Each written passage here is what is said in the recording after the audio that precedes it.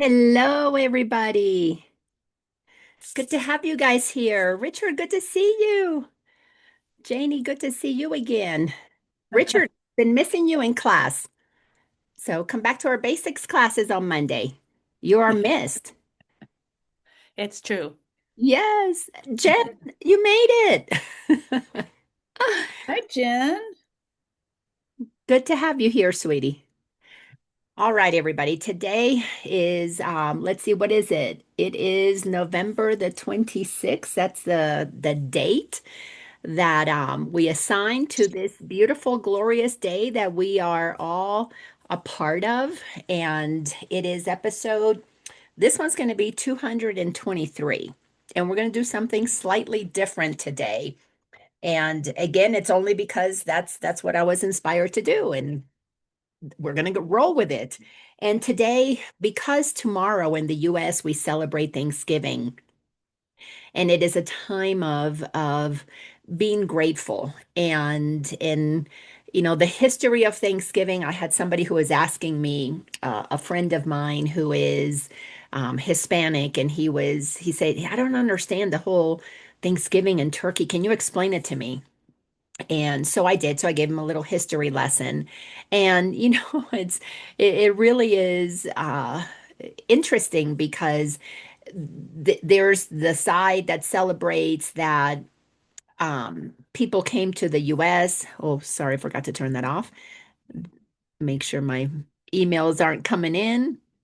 And people are celebrating that, what is it? The Europeans came to the US and conquered this new world. And then, of course, there's the other side of the indigenous people who were killed because we had conquerors who came in.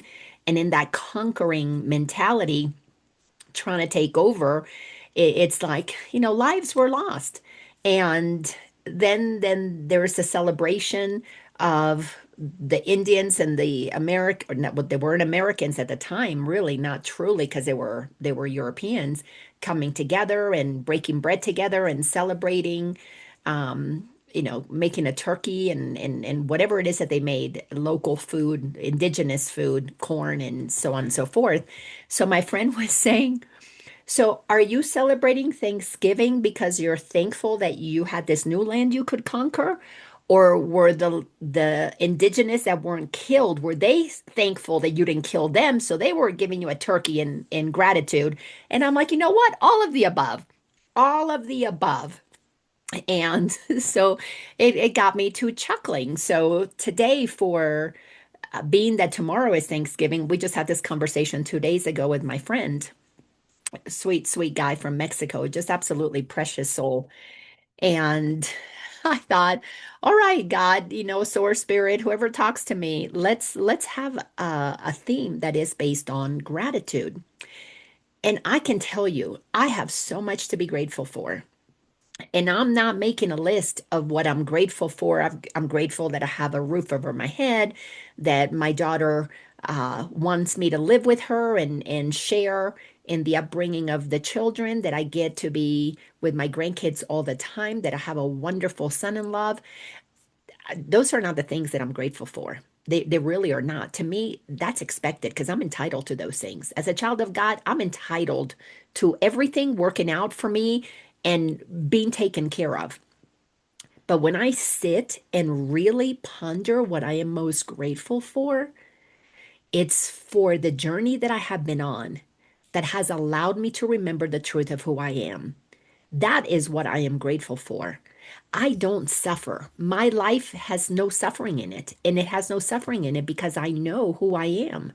I have accepted that I am the creator of this reality because God created me to create like it creates. I was created by a creator to extend the kingdom. Suffering happened when I didn't remember that. Suffering was when I was focused on all of the stuff of this world, and I had made what is temporary what I valued more than anything. And this journey took me to recognizing that what I now value is that which is eternal. It's not, you can't trade it on on a stock exchange. You can't buy a can of it at the grocery store. We're not going to serve it as a side dish with our meal for Thanksgiving tomorrow. What I am grateful for is that I went on the most challenging journey of my life after mom passed away 20, almost 25 years ago. She passes and it sends me on this journey of terror, of fear, of worry and concern that I'm going to go to hell because, well, that's what Catholics taught me, that I was going to go to hell when this life ended and I would burn forever because I was a sinner, because I was, I didn't measure up. So doesn't matter how you slice it. Humanity has been conditioned to believe a lot of lies. The first and most important lie, because everything cascades from this, is that we're separate from God. And when we believe that we're separate from God, it becomes an automatic that we're separate from one another. And when you're separate from one another, well, those who happen to maybe understand things a little bit better than you make up stories that if you are gullible, you're going to buy into that. And we've been doing this for thousands of years. Actually, A Course in Miracles tells us for millions of years. And it tells us that it might take millions more to get out of the insanity that we have been conditioned to believe in. But here's the amazing thing. My journey didn't take millions of years in this conscious incarnation, but it may have taken millions of years in all of my other incarnations to come to the point that now in this lifetime, I know that I don't have to buy into the lies, that I have had my own experience, my own encounter with the divine. Nobody can take that from me. That is, it's in me. It is my truth. It's a truth that I can die with. I can die on that truth. Nobody will ever convince me that God is anywhere other than inside of me because I have felt it there. It is my lived reality. And when you don't know the truth that you and God are one, as Jesus taught us 2,000 years ago, and we crucified him too. Why? Because it was an inconvenient truth at the time. Telling people, the kingdom of heaven is inside of you. Here's a man who was incarnated at that time, we'll call it 2,000 years ago, incarnated to bring the message, the good news that you would think everybody would be grateful to hear. God's not out there and is not going to punish you. God's already within you. The kingdom of heaven is in you. And how do you experience that? Simple. Love your neighbors as yourself. But look how we haven't been doing that. Well, that was very inconvenient at the time that you don't have to go through the church. You don't have to go through the rabbis to get to know God. You don't have to go through, you know, decades of study and giving of your life and dedicating yourself and closing everything else off and just simply studying what you're told so that then one day you can come to know the truth. But God somehow is always out there somewhere. You got to go to a building to connect with God once a week, twice a week, maybe three times a week. Or you have to bow a certain way and face the sun or face the east or the west or the north or the south, whether you're indigenous, whether you practice you're practicing Muslim, which direction do you go? How many times do you bow? All of these things are human made. And the reason you know they're human made is because there's always a beginning point to those things. If something has been here from the beginning, which the beginning is timeless because when you really get to understand that everything has always existed, will always exist, there's no starting and no ending. If you think of life, it's more of like a circle. There's no end, and wherever you pop in on that circle, you have your life experiences and you keep going around. It does not end. It really, truly is more like a spiral. It keeps expanding, extending. So whenever you can take any religion and you have when it got started and who's the one that inspired it. And by the way, Jesus, we created a whole religion, but he didn't come to start a religion. Actually, he came to end religion.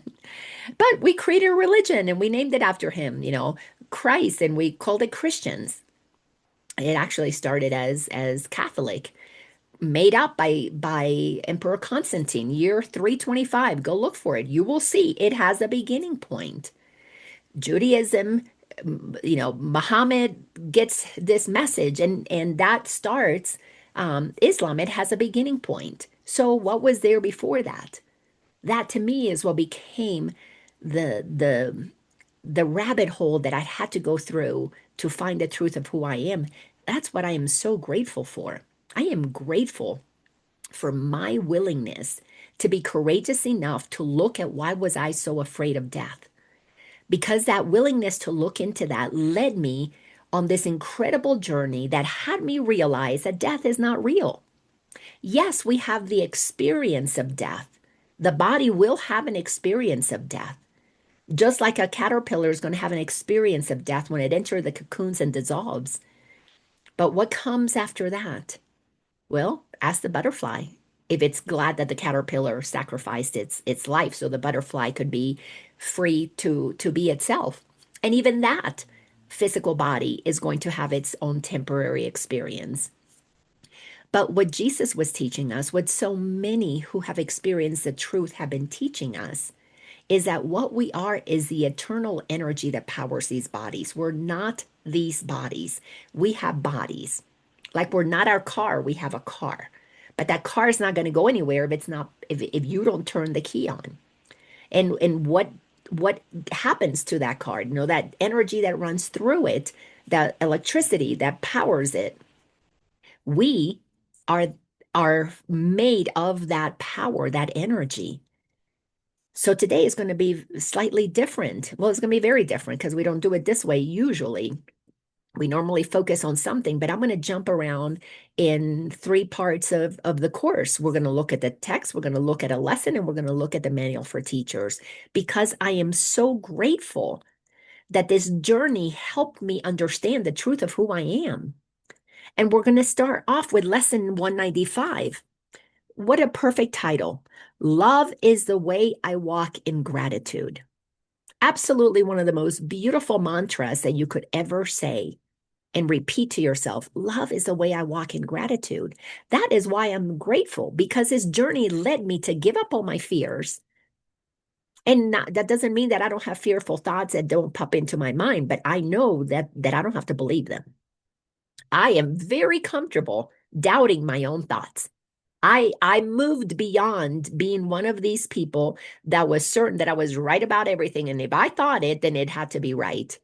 And I've matured into a place of realizing most of my thoughts are made up because they're still part of the collective. I think thoughts that have been taught to me by people who, they learned them. They have a starting point in creation beliefs that we participate in that we agreed on to in this country. The US 250 years old. Next year we're going to celebrate 250 years anniversary. So we believe things, rules and laws of engagement about how to be Americans, only 250 years old. What were the laws before that? Well, we go in back to Europe, back to that place that came and discovered this continent.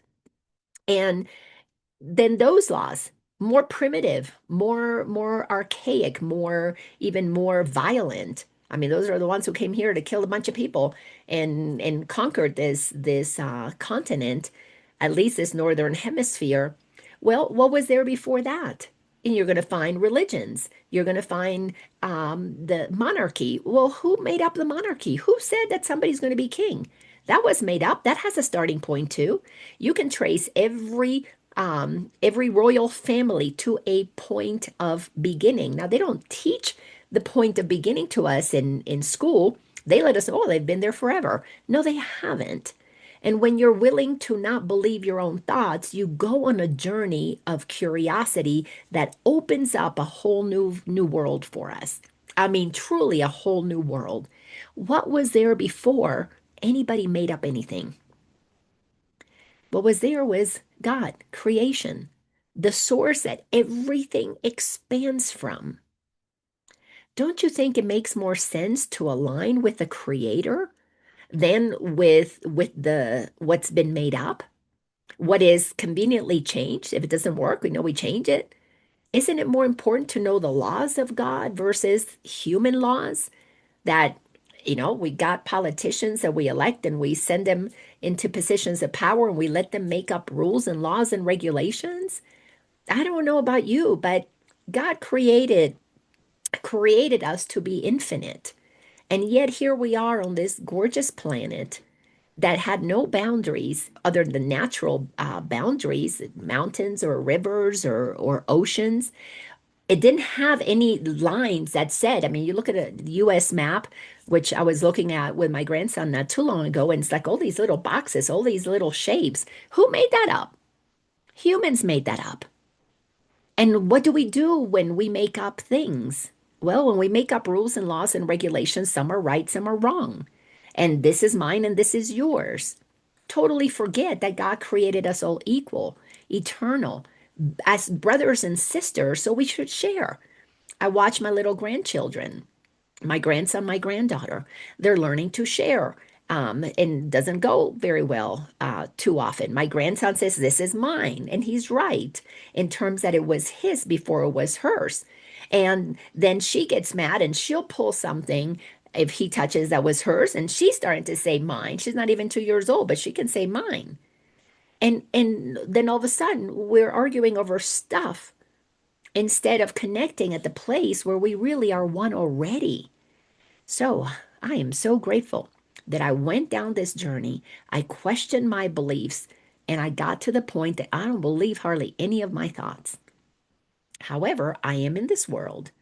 So I use the thoughts, the rules, the regulations to follow the traffic and I go to the grocery store and I pay before I leave because I know that there are laws that if I don't, I may end up in jail and that wouldn't be a whole lot, not my idea of fun.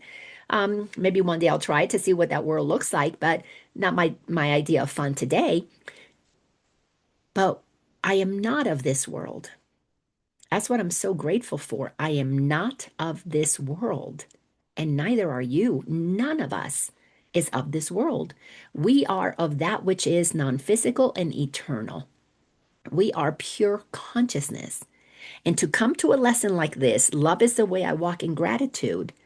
The beginning of the lesson, it's just basically letting us know that we have learned to be grateful because it says, gratitude is a lesson hard to learn for those who look upon the world amiss.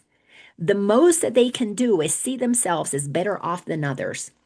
I'm so grateful that I have food on the table. I'm so grateful, that I'm part of the Indian clan that didn't get taken out for the celebration of Thanksgiving. I'm so grateful that I don't have cancer. I'm so grateful the hurricane didn't hit my house. I'm so grateful that we still haven't been um, kicked out of whatever. So we tend to be in gratitude for what that we have something better than somebody else. And nothing wrong with that. Nothing wrong with that, but that keeps us at a very superficial level, really operating in survival. Grateful that we just barely, have enough. We can get by because we have a place to live. What about asking the questions? Why do we even do that? When did it even start? That anybody has to do without food, that anybody has to do without a place to live. And I'm not talking about socialism or communism here. I'm talking about the connection from the heart that has us know that we belong to each other, that we are brothers and sisters, that we would focus more on ensuring the well being of all beings versus what we have been trained into doing, which is I'll take care of me. And we justify all of those things. Well, I worked hard. I got an education. I started a business, blah, blah, blah, blah, blah. I did all these things. And that's all well and good. Again, that's part of the world. So when you're in the world, you got to do that. But if you're not of this world, don't you want to find out who are you really? Well, the course lays out perfectly what the ego does that is in this world and what we are to do, what we're capable of when we know that we're not of this world. So here it just starts with being grateful for all of these things that we're better off than another. Sentence 3 says, and they try to be content because another seems to suffer more than they. How pitiful and deprecating are such thoughts. For who has cause for thanks while others have less cause? And who could suffer less because he sees another suffer more? Your gratitude is due to him alone, who made all cause of sorrow disappear throughout the world. That's what I'm grateful for. I have come to know him alone. God alone, the creator of everything, that makes sorrow disappear, makes anger, makes sadness, makes anxiety, depression, guilt, shame, makes all of that disappears when you come to understand the truth of who you are. The next paragraph. It is insane to offer thanks because of suffering. But it is equally insane to fail in gratitude to one who offers you the certain means whereby all pain is healed and suffering replaced with laughter and happiness. When I read this the very first time, you go, wait a second, I could be grateful for the end of sorrow and pain, and I could be grateful for eternal laughter and joy.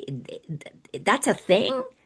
I was so confused when I began this journey. You mean I can pick only the good stuff? And the voice that, the message that came back, yeah, don't you pick what you like to eat at the buffet when you go to the restaurant? You pick only the good stuff, don't you? I'm like, yeah, yes. When I was little, if my mom wasn't watching, I would pick only what I really liked. And I was told, well, it's the same thing. It's the same thing when you are the creator of your reality. You can pick only the good stuff. As a matter of fact, you must pick only the good stuff if you are going to be utilizing your power to create consciously. Because consciously, nobody creates what they don't want. Consciously, I never cook stuff I don't like to eat. But at the buffet, they put it all out there. But I can pick what I want. And when you read things like this, like, what? All pain could be healed, and suffering replaced, as in like get rid of the suffering and have only laughter and happiness. It's like, sign me up for that one. That's the only buffet I want to go to. Sentence three says, nor could the even partly sane refuse to take the steps which he directs and follow in the way he sets before them to escape a prison that they thought contained no door to the deliverance they now perceive.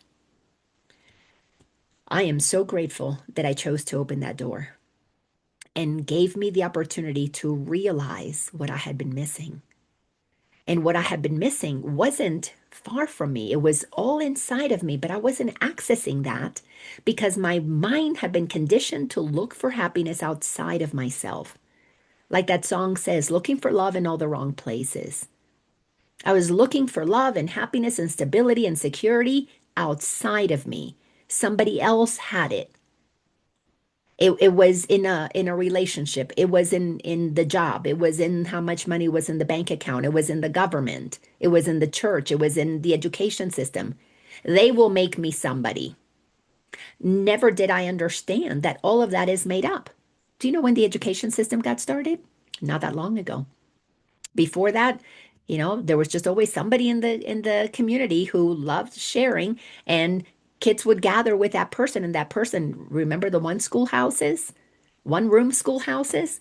Well, education happened usually around the family in the fields. And then we started the education system, which began to really dumb down humanity. I'm not going to go down that rabbit hole, but that's a rabbit hole. Because if you look at when did that start, and how did we learn before that? You will see big difference. Big difference. The next paragraph, paragraph 3, your brother is your enemy because you see him in the rival for your in you see him the rival for your peace, a plunderer who takes his joy from you and leaves you nothing but a black despair so bitter and relentless that there is no hope remaining. Now is vengeance all there is to wish for. Now can you but try to bring him down to lie in death with you, as useless as yourself, a little left within his grasping fingers as in yours. Now, I know that sounds not very, um, exciting for right before celebration of Thanksgiving, but this is what we do to one another. Oh, that person stole my partner. We wish them the worst, and we are mad at the partner for leaving us and go find somebody else, or cheats on us, or the job, the boss that fires us because they already had somebody else that they wanted to hire. And this is all over the place. All over the place, humanity has gotten comfortable getting upset with somebody who takes what little we have.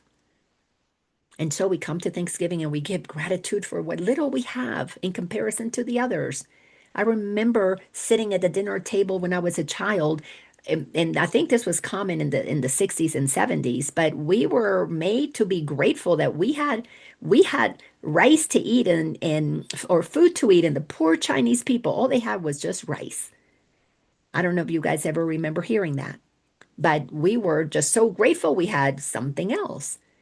And it was always comparing ourselves to somebody else. And then you grow up and you're constant competition with the other person. Who's going to get that eligible bachelor? We even have TV shows where there's I don't know if they still have it now, but I watched it, I don't know, 10, 15 years ago. One person has to pick between these 20. And then, each time that they decide, well, this one's better than that one, you're deciding, well, you're not quite as good. And of course, the drama and all of that. But that's the way the ego operates. Paragraph 4, you do not offer God your gratitude because your brother is more slave than you, nor could you sanely be enraged if he seems freer.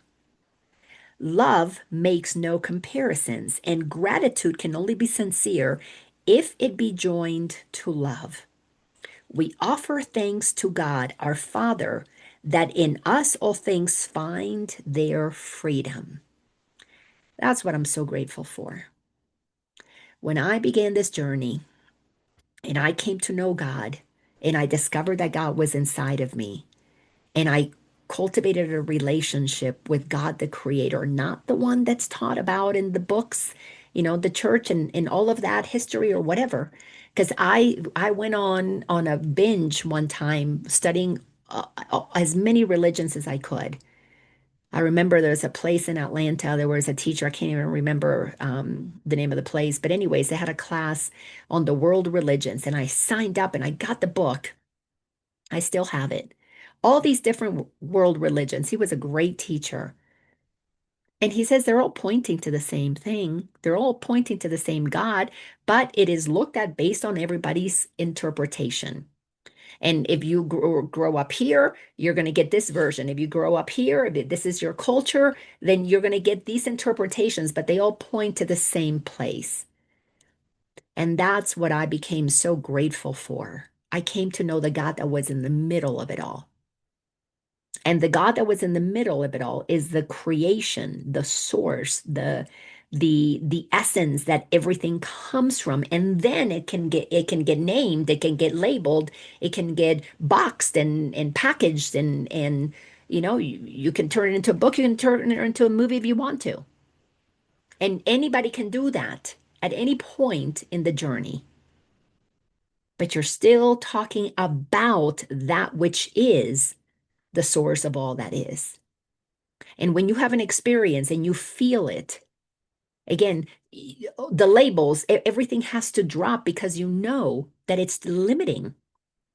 I remember getting into arguments when I was younger about the Bible. It was like, really, why would God only be in the Bible? Isn't God, infinite, omnipotent, omniscient? All those big words that at the time I didn't fully know what they stood for. But something inside of me said, how can that, which is all that is, fit into one book? And this is the only book? That used to drive me crazy. How can we label it and put it into one book? I mean, God is so big in everything, it doesn't even fit into encyclopedia. Those had 20, 30, 40 books. I remember because that's what I used to study when I was a little girl. I had to go get, A, the B, the C, all these different books. We had a whole case. We even had an encyclopedia person came to our house back in the days when we used to have those traveling salespeople and they come and knock on the door and they sell you 50 books. It was like, wow, that's amazing. But God is so big, it only fits into one little book? That made no sense to me. So I am very grateful. And really, as it says in sentence three, and gratitude can only be sincere if it is joined to love. That's when I began to realize to come to know God, you got to come to know who you are. Because to come to know God is to know who you are as the child of God. And as a child of God, you're created in its image. And when you use the word image, made exactly as God, the Course tells us that there is only one difference between us and God, and that's that God created us. We did not create ourselves. So when we humble ourselves enough to accept God, this infinite creator of all that is, created me because it wanted me here. Thank you for the love, Jen. Exactly. It wanted us here. You begin to want yourself. You begin to love yourself. You begin to appreciate yourself a little bit more. You begin to be so clear of your value, your worth, who you really truly are. And it says in sentence number 4, we offer thanks to God our Father that in us all things will find their freedom. While I did not know who God was, what God was, nothing that I experienced was free in my experience. My husband belonged to me, the kids belonged to me, my job belonged to me, the house, the car, everything was mine. Nothing was free. It all belonged to me. It was in service to me. And they better not piss me off because then I would let them know how upset I was for what they did. The kids upset me. Well, then it's their fault that I lost my peace, my serenity, my whatever I had, which obviously had to be very temporary, that anybody could say something and I would lose, my peace. Back then I didn't say I lost my peace, I lost my shit. But it's the same thing. I didn't know how to hold to my peace because nothing was free. Everything was conditional. Everything had to perform in a certain way for so that I could get uh, to be okay. We're all that way. That's what the ego does. It puts everybody on the hook to satisfy us. That's why we have so many, relationships are codependent. I depend on you to make me feel safe, to make me be okay. And if you don't, well, they'll be held to pay. We even have sayings. Nothing, what was it, the wrath of a woman scorned? Nothing is worse than that. Huh? You can say the same thing about a man scorned. Same thing. Why? Because we don't let love inform us that when we experience love, there is nothing we can do but free all beings. Because you would never want to have anything that doesn't want to be with you, that doesn't want to experience that whatever it is with you. When you begin to know God, you will know that all things will find their freedom in you because you recognize the God in them. You recognize the power in them. Sentence 5 says, it will never be that some are loosed while others are bound. For who can bargain in the name of love? Who can bargain in the name of love? The ego does a lot of bargaining. Oh, I'll give you a big ring if you'll marry me. Yes, yes, that really means that I love you. The bigger the ring. Well, if you want me to marry you, the ring better be really big. Oh, if your parents really love you, then the wedding's going to be really big. Now that's really love. And yet 50% of those end up in divorce anyway. So clearly it's not the size of the ring or the size of the wedding. We just don't really understand the truth of who we are.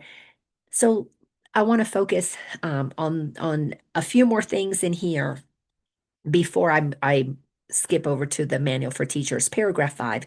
Therefore, give thanks, but in sincerity, and let your gratitude make room for all who will escape with you, the sick, the weak, the needy, and afraid, and those who mourn a seeming loss or feel apparent pain, who suffer cold or hunger, or who walk the way of hatred and the path of death. All these go with you. You know what that means? That means that when you find God within you, you never will see anybody else as less than. You'll never see anybody else as having what you think you need. You free them because your mind no longer judges them, puts expectations on them, puts limitations on them. All are now conscious creators, children of the creative God, who have access to that power within. And now you see them as either they are accessing that power or they're not, meaning, have they come? Have they returned to the love that is inside of them? Because when you associate God with love and you put God, life, love, put all that together, peace, intelligence, creativity, all of that together. And intelligence, I don't mean more IQ, less IQ, means everything, everything that can be created comes from that substance that God is. And you begin to see everybody has access to the same truth, to the same power. Now, are you going to feel bad for somebody? Yes, you can say, well, they're hungry and they're in a war-torn area. You could have compassion, absolutely, but you do not see them as less than. You see them as beings who, for some reason, their path, their karmic path was to be in that particular area. And now you know, you hold for them the truth that they may not remember in that moment, that they're powerful, that they are creators, that they can connect to God. And not that we become insensitive and decide to say, well, you're the creator of your own reality. So if you're in a war-torn area, then that's what you must have wanted. Easy thing to say when we get all spiritualized. When the ego gets all spiritualized, is very, very condescending. Been there, done that. But when you recognize the God in them, now you realize that you are in the presence of holiness. So there's no putting them down. There's a recognition of that. And then it's simply a holding that truth for them. We free them from our judgment.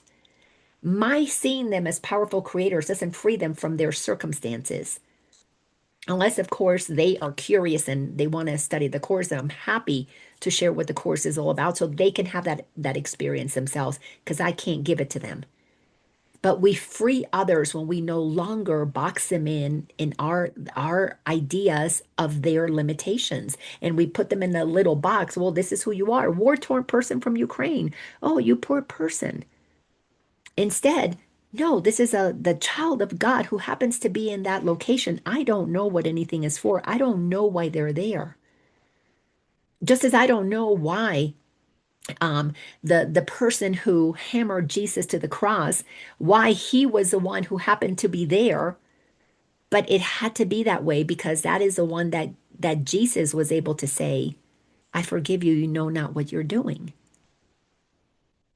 So everything has a purpose, a reason that we just cannot possibly know because we don't know everything. Course is really clear about teaching us that we don't know everything.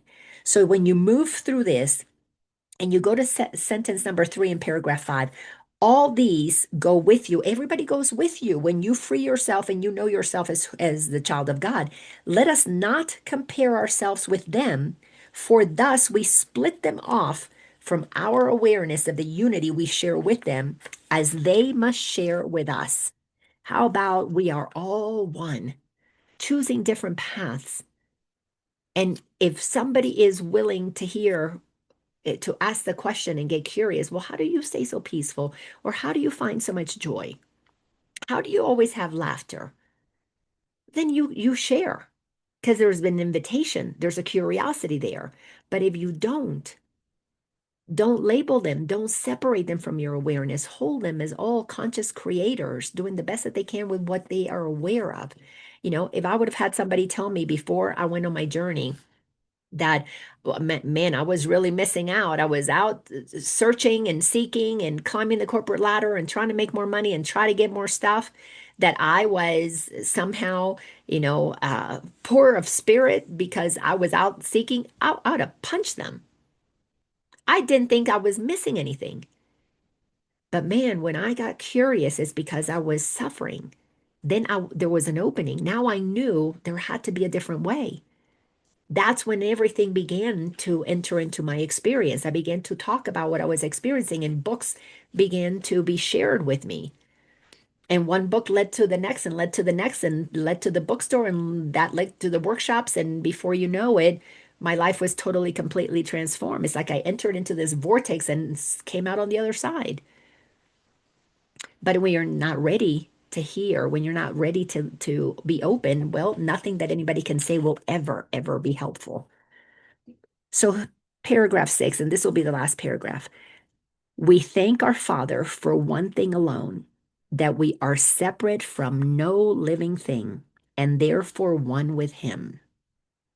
And we rejoice that no expectations ever can be made which would reduce our wholeness nor impair or change our function to complete the one who is Himself completion. Now that's poetic to me. We complete the one that is the creator of completion. So we must be an integral part of that. I mean, think about a puzzle. It's complete, but it's not fun just to see it complete. I never go buy a puzzle and buy it all put together and put it on the wall because, it's a complete puzzle. But I want the complete puzzle that I can bring home, take the pieces apart, and then put it together. Each of us is a piece of that puzzle. We complete that which is completion itself. To be able to give thanks to God that we cannot not be part of it. We cannot not be that integral one piece that is necessary. Talking about puzzles, that we never like the ones that have a missing piece. They're not fun, or missing two pieces or three pieces. We like all the pieces and we love to put them together. Such a beautiful metaphor for this. Sentence 3 says, we give thanks for every living thing, for otherwise we offer thanks for nothing. And we fail to recognize the gift of God to us. God has given itself to us as pieces of this intricate puzzle that we call creation. So how can we look at one piece and say, "Oh, that's an ugly piece. We don't like this piece. It's not an edge piece. It's not a blue piece. It's not a white piece. It's not a green piece. Oh, it's not the piece for this little corner that I'm working on." We've got to get comfortable with the idea that God isn't everything that we see. God is a piece of everything. And every time that we meet another, every time that we even have just a thought about another, we're thinking about God. How are we thinking about God? Are we thinking about God the way God is? Powerful, creative? Or are we thinking about the person based on how their egoic personality, their egoic identity identifies themselves as? Poor, less than, better than, rich, hungry, black, white, brown, male, female, trans, whatever. And then we take that label and we box them in. And what do we do with God? Well, we leave it out of our awareness, but it's not in them. And that is what I'm so grateful for, that I went on a journey and discovered God in me. Because once you discover it in you, you cannot help but know that it's in everyone else too.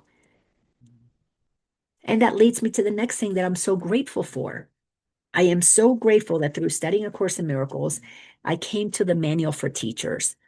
In the manual for teachers, I learned what trust really is all about.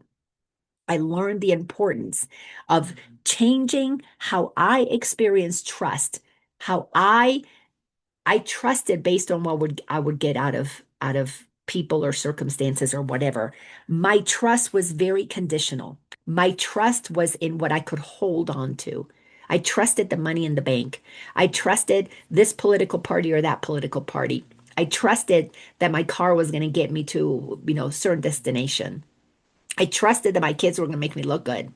They have been conditioned and trained into always making mama look good.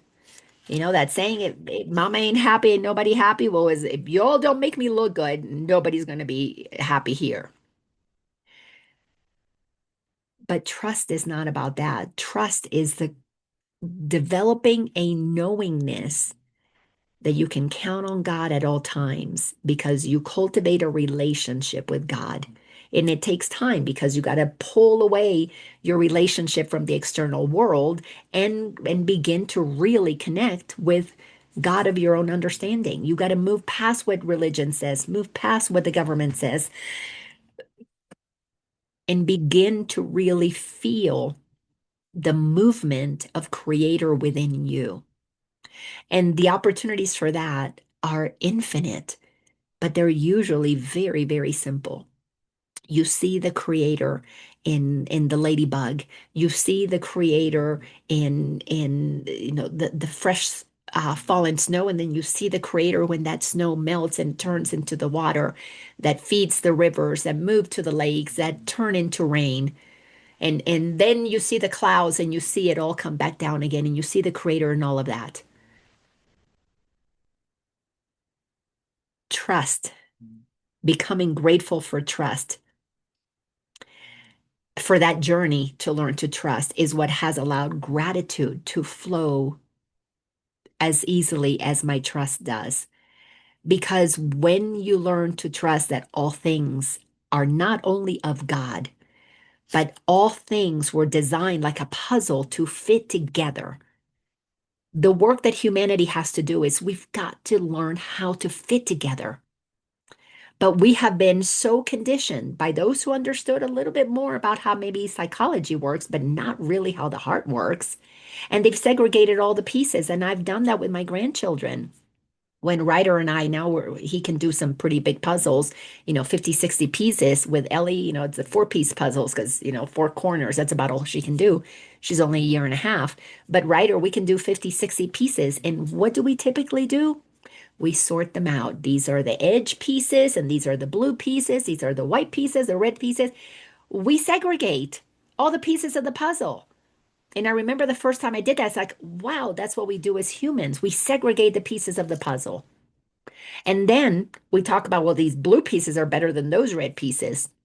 And we get into these competitions about, this one versus that one, instead of recognizing all the pieces are necessary. So we've got to train our mind to start recognizing that God is in everything that is living. Everything that is living because God is in them. And begin to really recognize the importance of every piece. Yes, it's more convenient for putting the puzzle together to sort things out, but we do that unconsciously with humanity. We do that unconsciously with what is on this beautiful planet. Oh, these animals are dirty, or these animals are good, or those vegetables are good and these vegetables are bad. But when you move with a knowingness of the truth that exists within you, you begin to trust that all the pieces fall together.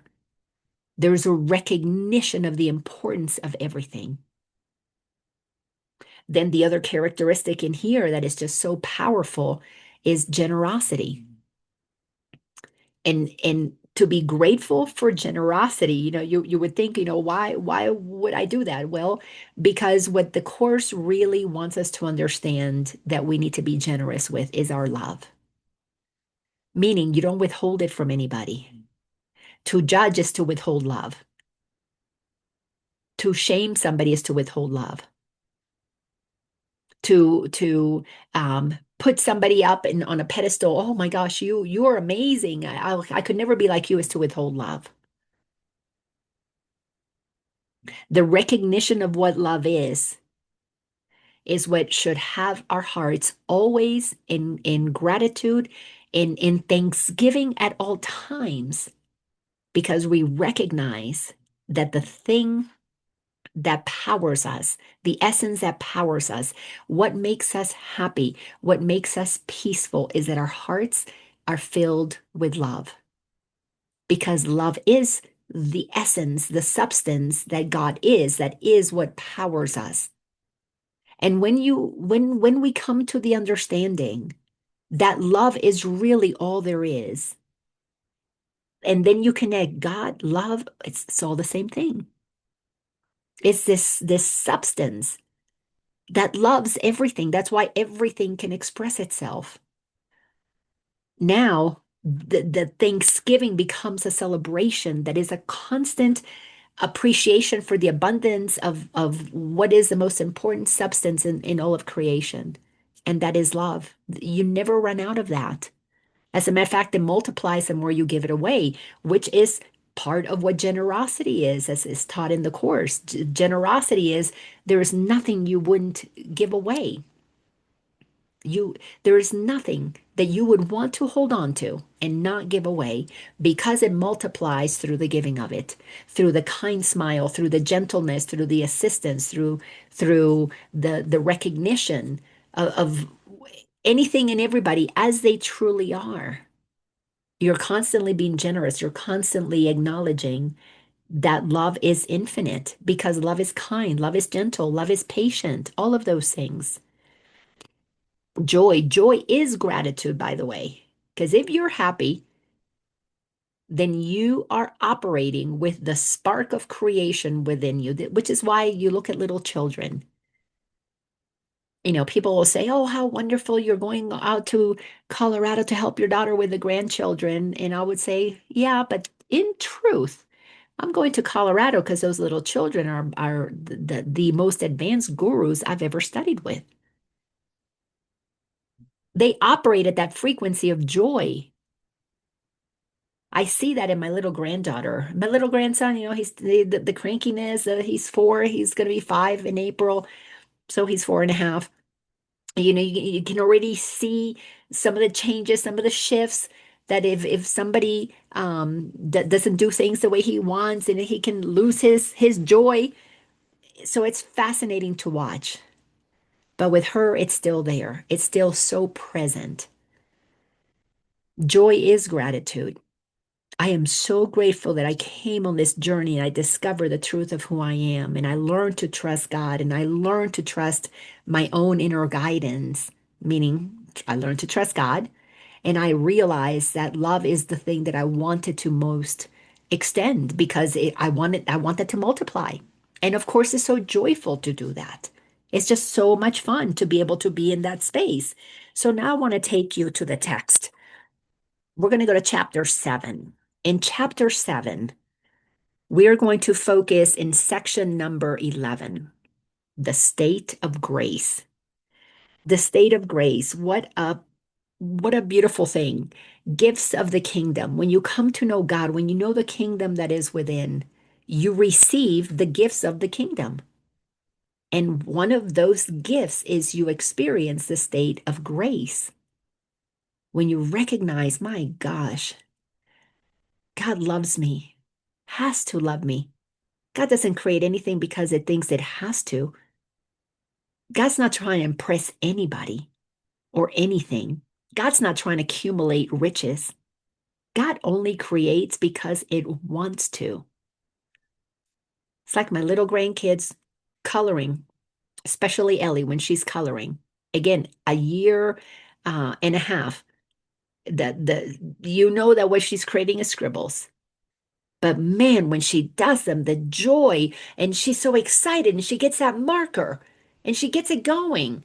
And sometimes she might get 2 markers. Starts with one and go, and she looks at you like, wow, look at this masterpiece. That's how God feels about each and every one of us. We are that masterpiece. So paragraph 1 says, the Holy Spirit will always guide you truly because your joy is His. We have this spark within us, and its joy is for us to be guided truly, to be guided, to be guided in a way that we remember our joy. That's why joy is a characteristic of a teacher of God. And you can only experience that joy once you've learned to trust, once you've learned to be patient and you've learned to be tolerant. And, the list of characteristics are amazing. Once you're not defending yourself, once you're open-minded, joy is natural. And here it tells us that the Holy Spirit will always guide us truly because it's joy. Our joy is His. It's God's joy that we be joyful. That's not, yeah, I wanted as a mom for my kids to be happy, but boy, my kids didn't do what I wanted, didn't what I needed them to do to make me happy. They were going to hear about it. That's not really unconditional love. That's not unconditional joy. Sentence two says, this is his will for everyone because he speaks for the kingdom of God, which is joy. Every one of us is the essence of pure joy that gets to create, that gets to express uniquely, individually, as part of the collective. The pieces of the puzzle must come together for joy to be experienced in its totality. Sentence three, following him is therefore the easiest thing in the world and the only thing that is easy because it is not of this world. It is therefore natural. The world goes against your nature. Being out of accord with God's laws, the world perceives order of difficulty in everything. This is because the ego perceives nothing as wholly desirable. By demonstrating to yourself there is no order of difficulty in miracles, you will convince yourself that in your natural state there is no difficulty at all because it is the state of grace. I am so grateful that I came to realize that I was no longer going to follow the rules that the ego has made, the rules of the world that says if you are this kind of person, you got to side with this and you got to do this, and if you do this, then you got to not associate with those people. When I look at politics, it's fascinating. It's pure ego. Pure ego. This is my side, this is the wrong side. No wonder the pendulum swings from one side to the other and things never get better because we're constantly trying to, I'm going to win and you're going to lose. And 4 years later or 8 years later, then I get to win and you get to lose. And we have somehow been okay with that. Why? Because we don't know who we are. We deserve so much better. We deserve so much better. But we don't focus on what we deserve because the ego has us conditioned into making sure nobody gets ahead of us. And that energy spent to hold somebody down is such a waste. And yet it's not a waste. It is an expression. And God is never going to be upset with anybody expressing however they want to express themselves. But here's what happens, and the Course is so clear about that. Because God is love, and so are we will never be happy until we experience that love fully. Because God is joy, and so are we will never be happy until we feel that joy completely. Because God is peace, and so are we. God is creation, and so are we. We will never be happy. We will never be content with being less than who we are. Yeah, we may lifetime after lifetime be playing the karmic game, swinging the pendulum, going from one direction to the other, victim to bully to victim to bully. And sure, we can spend millions of years doing that. No problem. But why not operate from a state of grace, which has already been built into the fabric of who we are? But to have that experience, you've got to decide that you deserve it. You've got to decide that joy is important, that peace is important, that love is important. Because when you make that decision, boy, it becomes so easy to then be who you are. I'm going to read into paragraph number, I'm going to read a couple of sentences from paragraph number 2. Grace is a natural state of every son of God. When he is not in a state of grace, he is out of his natural environment and does not function well. Have you noticed how the world does not function very well? How we have crime and hunger and homelessness and illness and poverty? Well, because we're not functioning from the natural state of grace within. We're operating from the state of greed that is part of how the ego operates. And boy, am I grateful that I know the difference. So grateful that I know the difference. And every student of the Course in Miracles who dives into these teachings and goes as far as these teachings will take you, you will experience the same level of gratitude. It'll be a constant state of being, which will be expressed in your joy, in your generosity, in your kindness, in your compassion, in your open-mindedness. You don't have to defend yourself. Why? Because you're not going to attack anybody. You know that they're your brothers and sisters. Either they remember or they don't. The Course says very clearly, everything then becomes either love extending itself or a call for love. And when you can recognize somebody being happy and joyful, well, they don't need anything from you. Or somebody who does need something, somebody who is experiencing a tough time, that's a call for love. Meet them where they are. Not to take them a book of A Course in Miracles to teach them. That religion has done that. We don't need to do that. But you let your actions speak louder than your words. And you, with a hug, with a compassionate acceptance of where they're at, the curiosity that says, how can I be of service? Hear what they are asking for, meet them there. Then your peace, your gentleness, your generosity, your kindness, your joy becomes the beacon that then now they know, oh, wow, I was here. I prefer this instead. And it becomes so seamless and so easy. Paragraph number 3.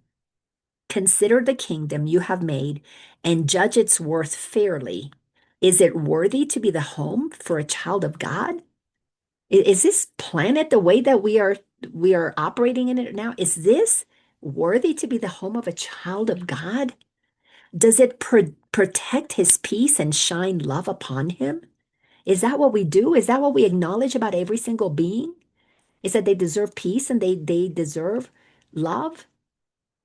Does it keep his heart untouched by fear and allow him to give always without any sense of loss?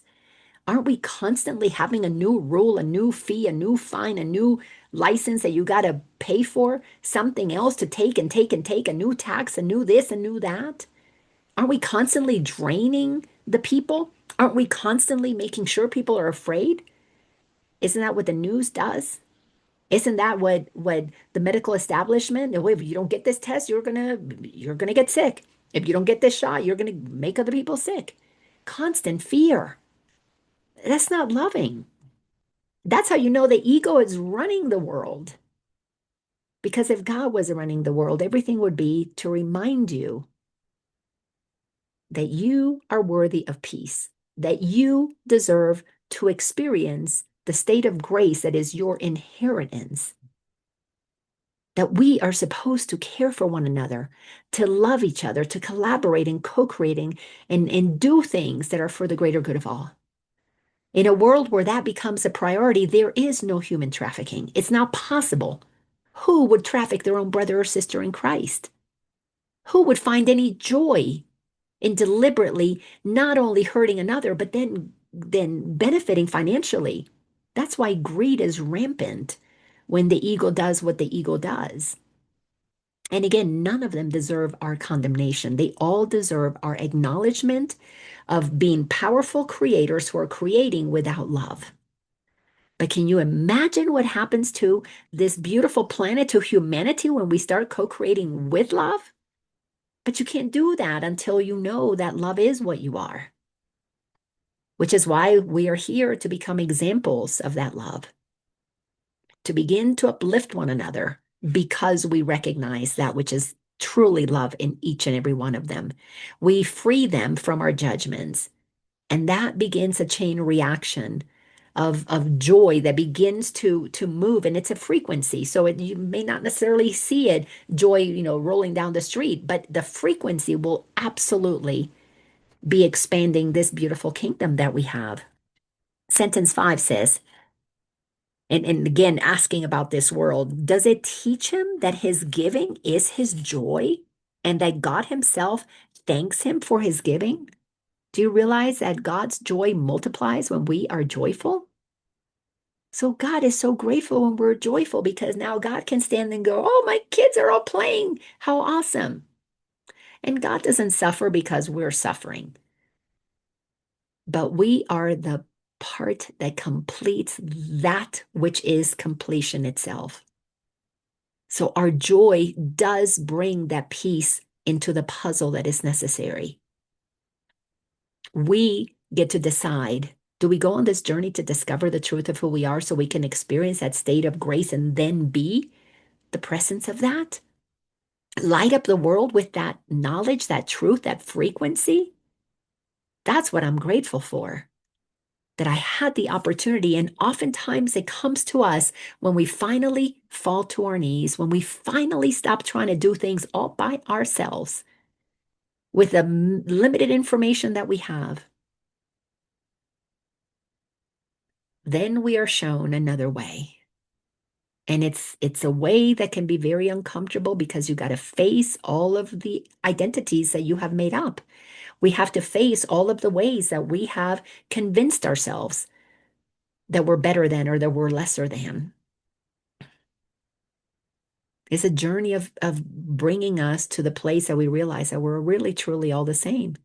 If there's one thing that our founding fathers did us a beautiful, did a beautiful job and gave us a beautiful gift by incorporating into those founding documents, very simple line that we are all created equal, endowed by our Creator with the same inalienable rights to life, liberty, and the pursuit of happiness. Life, we have eternal life. Let's connect with that. Let's tap into the life force that is inside of us. Liberty, we are free. We are free to do God's will, or we're free to go against it. Nothing wrong with that because we're creators and God gave us that ability to choose to follow the flow of love or to go against it. And if you follow the flow of love, of course, happiness is it's you don't need to pursue it. That is who you are. That's what you will experience. But you have to honor the creator in you and in everybody else. One of the things that I'm excited is that this country seems to be, and I shouldn't say this country, but the leadership of this country seems to want to be talking more about God. But let's make no mistake, we do not want to get into the idea of any administration's, their idea about God. It must remain the God that is of our own understanding. And it's very simple. If you understand that God, you can just follow the teachings of Jesus. They're very simple. Love your neighbor as yourself. Respect everybody. Because once you respect everybody, we cannot possibly live in a world where anybody operates from fear, where anybody feels any kind of insecurity. And again, not because we turn socialist or communist, but because we do what feels natural inside of us, which is to follow God's laws. And when we follow God's laws, we love one another, we help one another. Because the competitions, the working to just satisfy me and protect me and my family and what I need, that goes away. Why? Because you operate in generosity. And generosity is a characteristic of a teacher of God because you trust that everything that you need will always be there. And of course, if you're trusting and you feel that confidence and you're generous, of course you're going to be joyful. These things go hand in hand. They cannot not go hand in hand. And then it goes on to say, that is the only environment in which you can be happy. One where we are recognizing that we are all created by God as love to help and support one another. Yes, we can do that in this world. That's what later on the course calls the happy dream, where we operate in the dream of separation, but we're happy. You cannot make it any more than you can make yourself. We cannot make the happiness. We were created, sorry about that. We were already created to experience happiness. It has been created for you as you were created for it. God watches over his children and denies them nothing. Yet when they deny him, they do not know this because they deny themselves everything. You who could give the love of God to everything you see and touch, remember, and literally remember.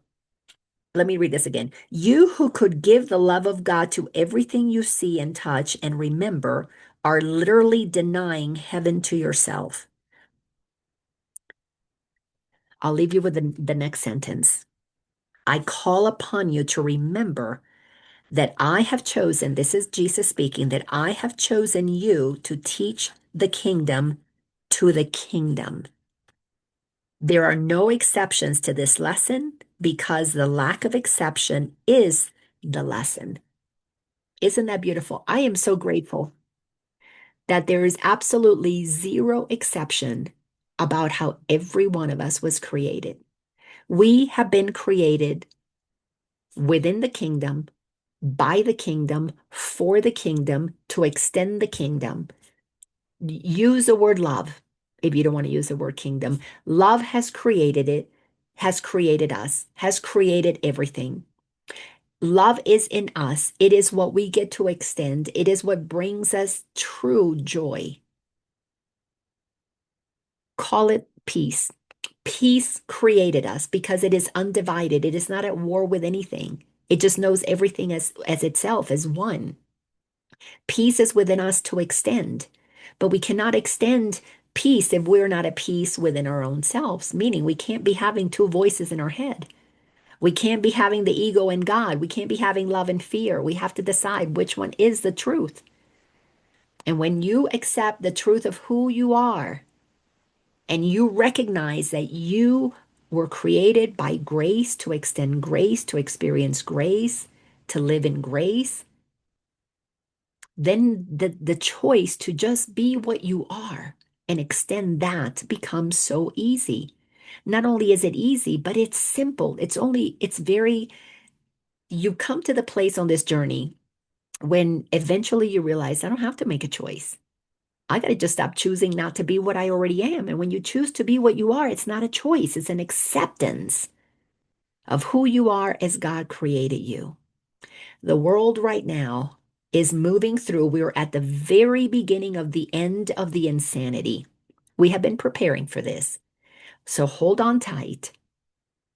But when you buckle yourself in to go through this ride that humanity must go through, because it's going to take us time to move out of this insanity that we have been building over time, strap yourself in with the truth. Strap yourself in with the knowingness that you are safe in the mind of God, that you were created to extend the kingdom, that if you choose not to, it's okay. Don't judge anybody else who's not extending the kingdom. But if you don't extend the kingdom, you're going to feel the lack of joy, the lack of peace. That's your reminder. That's like your ding ding ding ding. There's something off is because you're going to feel that there is a need to return to love. So what am I most grateful for? That I went on this journey, discovered what is true, and live from that. That is my lived reality to the best of my ability. And when I make a mistake, I'm so grateful the course has taught me I just forgive myself. In my human experience, I make mistakes. I have not achieved the level of Jesus yet, but I know it is my birthright to experience that. But I'm also very gentle with myself because if it takes me a few more lifetimes to get there, fine. Or maybe it'll happen now. Either way, it's okay because I'm not attempting to become anything other than exactly how God created me. Because I am so grateful that I know I am made of love, by love to extend love. And when I'm not doing that, it's very easy to return to love. What are you grateful for? I want to hear. Richard, what are you grateful for? That I can find the unmute button. Me too. No, it's uh I think I mentioned that I had an Akashic record reading, and one the main thing they stressed was own yourself, own who you are. Yeah. And that's what you've been stressing in this lesson. Yeah. It's just I agree. It's still I'm a work in progress, but I agree. I understand. I just haven't totally accepted yet, but I'm a work in progress. Well, that's amazing. I'm grateful that you are willing to be a work in progress with me, who because I'm still a work in progress. So we're here vibing off of each other, and that's beautiful. I'm grateful for you, brother. Thank you so much. Thank you. And what about you, Miss Janie? What are you grateful for? I'm really grateful for um, the concept of grace uh, and how, the Course teaches that and that Jesus taught it because I ha also studied a lot of religions and, there's a lot of, you've got to build merit, you've got to do this, it's like, well, we have grace. We have grace. All we have to do is align our mind with God and it's all forgiven. And it's wonderful to have that free pass and to really see it, working in your life too, to see just grace showing up everywhere.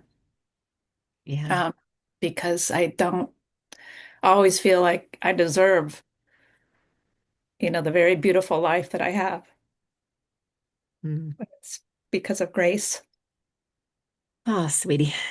Yes. And we deserve it. The Course tells us we're entitled to these miracles. And that this is what is so exciting is that as more of us make that choice to accept who we are and to recognize, yes, we're a work in progress because we've been a work in progress descending. But like the prodigal children, every one of us is entitled to the beautiful celebration, the forgiveness of everything, because the Creator, our Father, Mother, God, whatever you want to call it, the essence of love itself that we are learning about is unconditional love. So we were created to experience such blessings, such grace. It's just natural. But once we get over this, having to do this learning to accept, oh, wow, you know what, unconditional love, how wonderful. Then what do we do with all that awareness and all of that energy and all of that stamina and that joy? We're going to co-create a new world. We're co-creating a happy dream. We get to participate in all of the new ways that we are going to do things that are for the greater good of all. And I can't wait to get past all the work that we have to do to clean up our stuff from how we used to be when the ego ran the world, and then just to operate from that place where we are the living grace of God for one another. Thank you for bringing that up. So beautiful. And the rest of you, I don't want to call on you because I don't know what you've got going on since I can't see your photos. But if anybody else wants to unmute themselves and share what you're grateful for, that would be lovely. And this is episode, what did I say, 223? And all of the other episodes for Ascension with A Course in Miracles are all inside of my YouTube channel, Laina Orlando, so you can find them all there. And I'm so grateful for everybody that was here today, and enjoy your celebrations today, tomorrow, Thursday, Friday, Saturday. It doesn't matter. Every day should be a time of celebration and gratitude. Because if you know who you are, you are. You are living in a state of grace. Thank you all so much. I'll see you guys next week. Bye bye, everybody.